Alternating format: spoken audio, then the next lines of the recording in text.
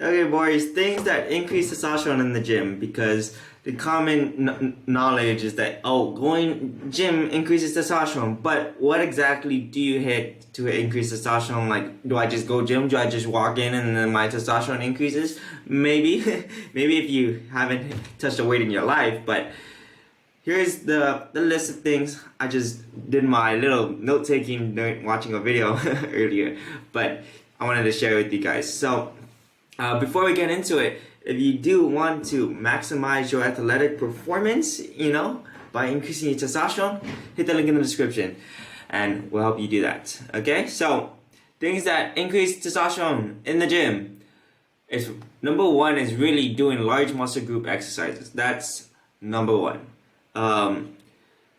So when you do large muscle group exercises, it versus low muscle group, like the low muscle group exercises, the ones that's like, okay, that's a muscle, versus the ones that's this fucking huge, like this gets nothing. This is okay. So let me fucking move this. How do I move this? Pause.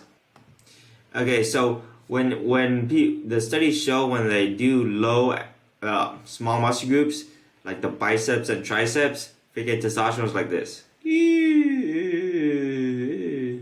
Fucking nothing. Okay, but when you do like large muscle groups like the freaking quads and hamstrings, basically you hit squats. It's fucking good. You get this acute spike in testosterone. So basically, the testosterone optimizing strategy, speaking, is to do let me write it here.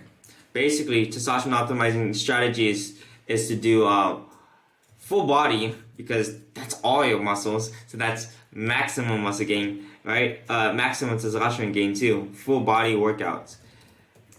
Then below that would be lower body, and then upper body. So you want to be doing, this is the hierarchy, and we don't recommend you guys do full body every single day. That's what I'm actually doing, and it fucking sucks. Like today, I've been doing it 3 days in a row, and it fucking sucks. I don't think I'm gonna be recovering well. I've been checking my grip strength while I do it, and it's been relatively the same before the workout, which is like 130. But yeah. So you want to be working on large muscle groups, because large muscle groups will give you the biggest bang for your buck when increasing testosterone. And not only that, for just muscle protein synthesis, like you spike the most, you spike your testosterone, but you also like it full body like lowers myostatin. And if you guys don't know what myostatin is, myostatin is the muscle blocking hormone. Basically, it blocks muscle growth. So you see those big ass cows and big ass like ripped babies. those are the things with the myostatin deficiencies, right? Because they don't have myostatin, or they have very, very little, and so because of that, they start growing like a Hulk without even touching a weight in their life. Okay, so for us naturals without a myostatin deficiencies, in order to lower myostatin, we do more, again, large muscle group exercises, and myostatin goes down only for about 8 to 24 hours, I believe.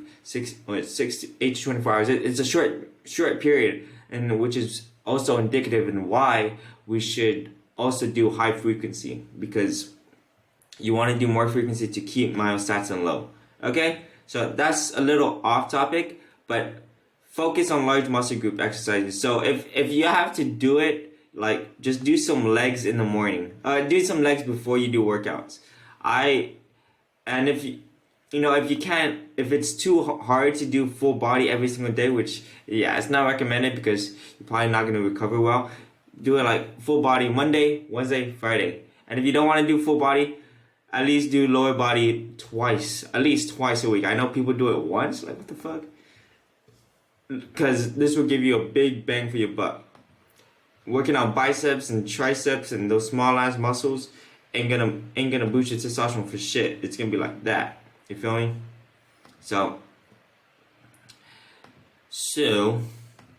do that. Myostatin. Heavy resistance training is another one, especially heavy. Oh, high reps. Let me block this for now. Heavy resistance training of, so that means doing like heavy weights. Actually, that looks heavy. And this could be like, basically the powerlifting strategy. You want to be like lifting, like 3 sets on 5. But more importantly, what I see with this one is like doing the heavy compound lifts. This really like associates with heavy compound lifts. And if the heavy compound lifts, there are squats, deadlifts, and bench. Probably not even bench. I don't even include bench. I'd just be squats and deadlifts, because those things are those both do lower body, and they're freaking a lot of shit, and you can load heavy resistance. So if you're not doing these at least once a week, you probably should incorporate it into your workout routine. Moderate to high volume. Okay, so these two are kind of like contradictory. So you can't put all of these in one session, because this would be retarded. You can't go heavy while doing like 15 sets of your 1 rep max. It's impossible, right? So you're gonna have to like split it up in different days or something like that. So one day you could do like your heavy compound lifts. Another day you could do more higher volume. And I like high volume training, especially because you can do the short rest intervals. I like to do like pump training, drop sets, rest pauses. Like things that just take less time. Like I don't need to wait the full 3 sets in the gym. That's legit what I do, and it it helps with testosterone, short rest intervals. It's not really high intensity interval training like sprinting, but it's similar in the sense that it's high intensity for a short period of time, like you're with short rest intervals. So implement that into it. I missed a line here. Moderate to high volume, stress different muscle fibers. So that's just the note I took.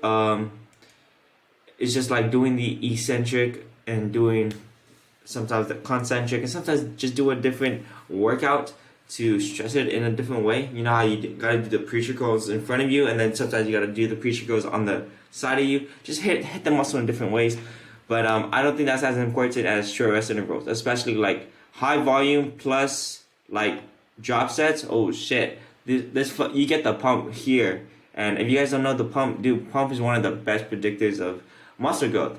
You know what I mean? Because it just shows you like, hey, the muscle is being hit there, and there's a lot of blood flowing in there, which means something's getting stimulated. Am I right? Okay, 2 years of training. This one, the guy was just saying that people who train longer had a more anabolic sensitivity to like testosterone and all of that stuff. So having 1 to 2 reps for increase in absolute number of androgen receptors. So this one is basically doing like powerlifting, like what I said earlier, like heavy resistance training, but it increases the absolute number of androgen receptors. So if you guys don't remember, or you guys are new to your channel, your testosterone, or all hormones, are basically messengers. They have to bind to something in order for it to get effect, and the one we wanted to bind to is androgen receptors, because these androgen receptors are in the muscle, and they're the ones that trigger the when testosterone binds to this one, it triggers the muscle building process, in short. So with more androgen receptors basically means more androgen receptors in the muscle, basically means more muscle sensitivity. Your muscles are more sensitive to muscle growth, which is fucking nice. So this really, like, this research really shows us like, fuck, we gotta do like at least 1 day of heavy days, and some other days of like high volume pump training type stuff. Free test is around 0.5 to 2% total test. So there's 2 types of test testosterone. Free, well, I just say free, F for free T, and total T. Total T is like everything. we want to, well, we don't want to focus, but it's good knowledge to know is that free testosterone is only about 0.5 to 2% of total T, which means that there's only like less than 2% of testosterone that's just floating around in your bloodstream, right? It's just floating around. It's not bound to anything, which means that it can bind to androgen receptors. The other ones are already bound to I think I wrote it here. The rest is bound to sex hormone binding globulin, which means it can't be used. 98% of testosterone can't be used because it's already bound to something. So the thing that actually gets used is free testosterone because it's not bound to anything. So we want it to bind to the androgen receptors. Okay, that's just a little knowledge thing. I don't think it's that applicable. But yeah, 6 sets of 10 reps, 80% run at max. So if you guys have been in the testosterone space, this is what a lot of the people are like, oh shit, it's mind blowing. This is the strat, 6 sets of 10, 6 sets of 10. Like, dude, you see how insane this is? 6 sets of 10 of 80% of 1 rep max. So if I was doing like, if my max bench was 225, what the freak is 80% of 225? That means I'm doing like 185 or dude, that's fucking a lot, right? 185 for 10 reps of 6 sets. That's gonna be a crazy set if my max is 225. Maybe if one, I don't know, but that's an insane set. So, but that's what the science says.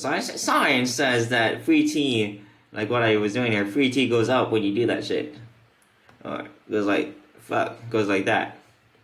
So maybe you can implement it on your training days. But yeah, more of the story.